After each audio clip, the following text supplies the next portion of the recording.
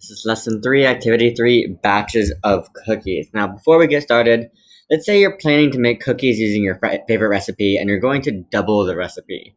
What does it mean to double a recipe? So there's a few things that we can think about in this conversation here. So if we double a recipe, we need to double the amount of every ingredient.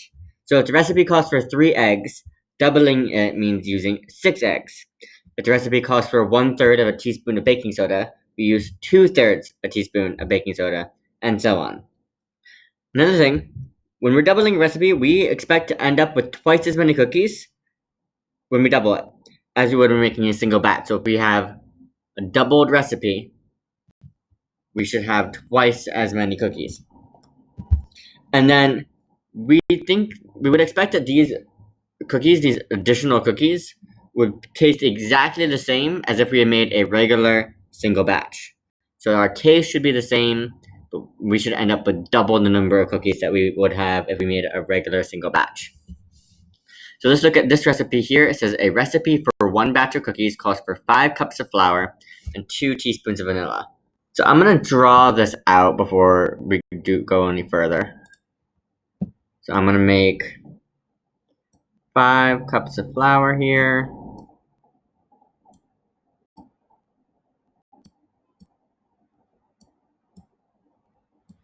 And 2 teaspoons of vanilla. And remember, these don't have to look anything like what we're doing. They just have to be clearly, this is my flour, this is my vanilla. I've distinguished them with colors. We could distinguish them with shapes or other things. Alright, so that's 1 batch. So draw a diagram that shows the amount of flour and vanilla needed for 2 batches of cookies. So try to figure this out on your own and then come back just like always.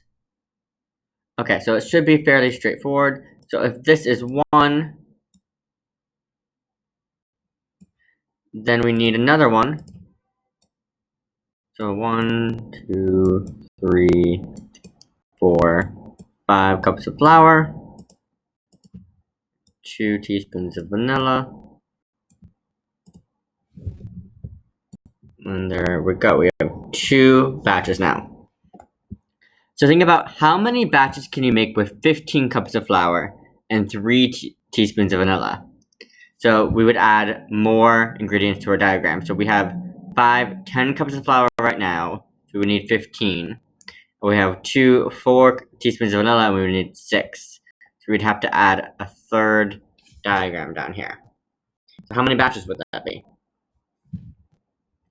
Moving on. So if you wanted to make 5 batches of cookies, how much flour would you need and how much vanilla would you need? Work that out, draw it out if you need to. And then whether the ratio of cups to flour to teaspoons is 5:2 or 10:4 or 15:6, the recipe would make cookies that taste the same. We call these equivalent ratios.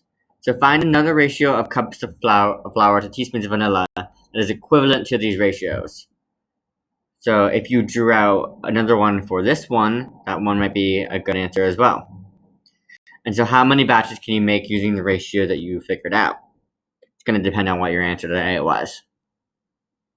If your answer to A was based off this one, it's going to be 5. If your answer to A was something else, it might be different. Well, it would be different. So when we're doubling a recipe, we have to double each ingredient. Or if we were tripling a recipe, then we have to triple each ingredient. If we're quadrupling a recipe, we'd have to quadruple each ingredient, and so on.